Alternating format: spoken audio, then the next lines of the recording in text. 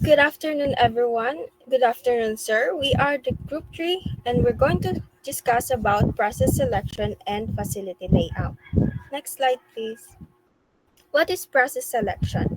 Process selection is the strategic decision making involved in choosing the best production method to transform inputs to finished goods or services.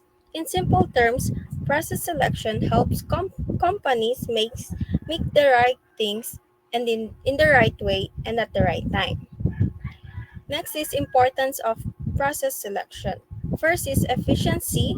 Ito yung choosing the right process improves workflow and minimizes waste. Next is product quality. Dito, you have to make sure that what you have to make sure what you create is always good and the same every time. For example, yung paggawa ng paper airplanes. If you fold it the same way every time, they all fly well. But if you fold them differently each time, some might crash. Third is cost control. To yung spending the right amount of money, not too much. For example, if you buy snacks or drinks for a party, pero na-spend mo lang yung money dun sa snacks, para magkaroon ka ng cost control, first you have to plan it muna. Next is flexibility. Dapat meron kang ability to adapt kapag merong changes sa product or changes sa demand. Last is capacity planning. Capacity planning helps forecast and manage production output. For example, yung friends mo is pupunta sa bahay nyo and gumagawa ka ng sandwich. You need to make sure na enough yung sandwich na ginagawa mo for all of them. Next slide, please. Let's go to basic processing types. Yung first is job shop. Yung job shop, para siyang custom workshop where every job or task is different. For example nito is Lego workshop. Each kid have a different Lego models that they want to build. First kid is gusto niya ng spaceship. The other one is car. Yung mga workers doon is tutulungan nila yung kid na ma-build yung gusto nilang model. Pero yung mga model na yun, meron silang different steps para magawa.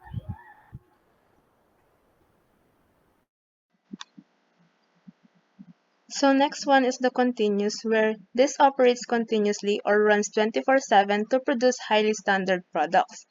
Where example nito is sugar, flour, or electricity na wherein continuous nga siyang nag-ooperate.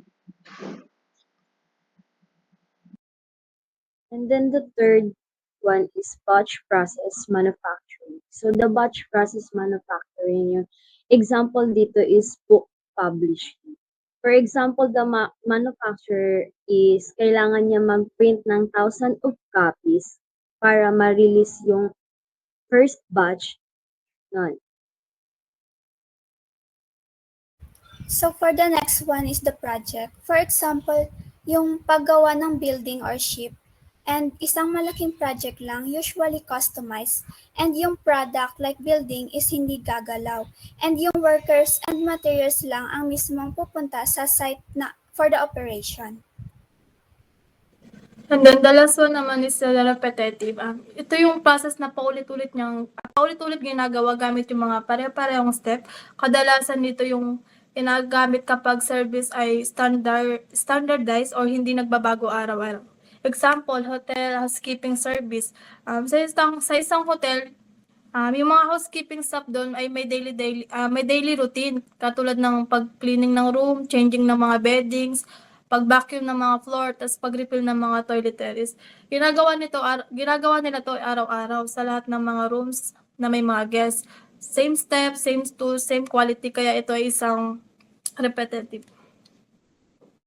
Ano nga ba yung technology? Technology is the application of knowledge, tools, machine, and system to solve problem or make tasks easier and faster. So, madaling salita, yung technology is para mapadali yung buhay ng mga tao, mapapersonal man yan or negosyo. So, ano nga yung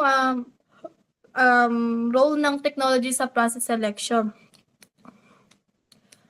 Yung technology, tumutulong siya sa mga businesses mag-decide kung anong klase ng process or anong klase ng process ang angkop para sa kanilang mga operation para maging efficient, cost-effective, and mabilis. Example, sa isang hotel sa Boracay, dati mano-mano yung pag-check-in. Matagal yung pag-check-in nila, mahaba pa yung mga pila. Pero ngayon, gumagamit na sila ng mga automated check-in at mga booking apps dahil sa technology. Another example pa, yung mga travel agency, gumagamit sila ng CRM, Customer Relationship Management System, at automated booking platform. Dati manual din yung mga process nila. Tumatawag pa yung mga customer nila para mag-inquire at magpa-book. Ngayon may system na para sa online inquiries, payment, tsaka yung mga automatic itinerary creation. Ano nga yung connect nito sa process selection?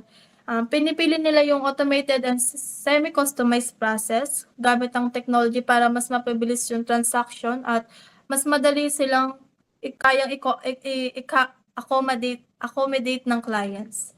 So, gamit ng technology, pinipili nila yung standardized process para mas mapabilis yung service ng guests. Yan. And sa second one naman, yung technology sa facility layout. Facility layout.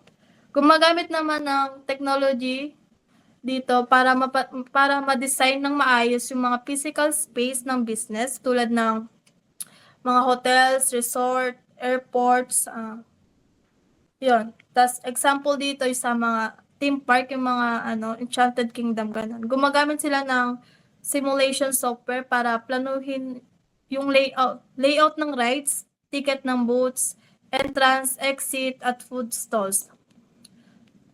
Other dyan, meron din silang RFID wristband para makapagbayad at queue ng track ng usage ng rides. And yun nga, yung role ng technology para ma-optimize yung space, pinapadali yung flow ng guests, at nakakatulong sa safety at energy ng efficiency. Yun lang.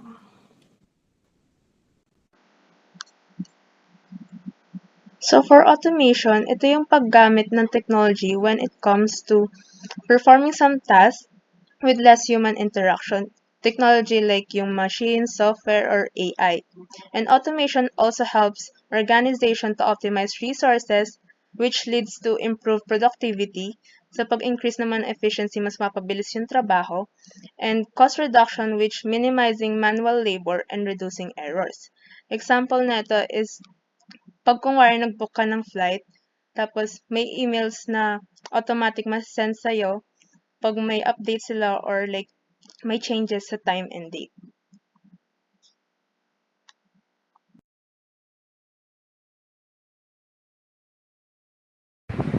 Business that use automation locally and globally. Automation has become a powerful driver of efficiency and innovation for businesses both in the Philippines and around the world. In the Philippines, several companies have successfully integrated automation into their operation, and one of these are Mega Global Corporation, also known for its canned sardines. They use technology last pandemic to maintain the productivity and safety during the pandemic by automating tasks such as fish cutting and separating the other without physical contact dun sa mismong product. Then, on the international front naman, companies are leveraging automation in increasingly sophisticated ways. One of these are GXO Logistics. A global logistics firm has begun piloting humanoid robots in its warehouses to perform physically demanding tasks like moving containers and managing recyclables. GXO Logistics company naman is nag-build sila ng isang artificial intelligent robots to perform physically tasks like moving containers, yung mga heavy equipment, and managing recyclables to less human work. Next, please. And then the next is facility layout. also known as plant layout, is a plan of how the facility operation will be organized in the facility. So the main purpose of the facility layout is to properly arrange the equipment, tools, technology, or machines so that the production process is most efficient. So for example, when a business is set a facility, dapat yung first na i-consider and analyze dun is best location. And then pag nakahanap ka na ng best location, doon papasok doon mag-start yung pag-organize ng isang facility to your business. Then the next slide, please. And here are the basic types of facility layout. So for the first one, the product-oriented layout, it is to promote the efficient production of a specific product. Like ng mga workstations and equipment, naka-arrange siya in linear sequence that will match the step of the production process. And yung main goal niya is to maximize efficiency and reduce handling time by facilitating a smooth flow of materials and components. For example, the automobile manufacturing. Various components such engine and body panels naka-assemble siya in sequence process across different workstation until the final vehicle is completed. And next one, the process-oriented layout. Unlike sa product-oriented layout, yung process-oriented groups similar process or functions together. It allows for flexibility and customization, and is typically less efficient for mass production due to longer movement times between processes. For example, in a hospital, the layout of the operating rooms, like yung mga equipments and instruments na ginagamit ng surgeons, nakalocate lang siya malapit sa surgery area, while supplies like gloves, detergents, and linens are placed in the sterilization area. And lastly, the fixed position layout. It In fixed position layout, the product remains in one location and workers and equipment are brought to the product as needed. This layout minimizes movement and is ideal for projects where the product is too large to move easily. For example, the shipbuilding. Ships are constructed in a fixed location where various teams and equipment come together to perform tasks such as welding, painting, and installing systems. That will be all. Thank you.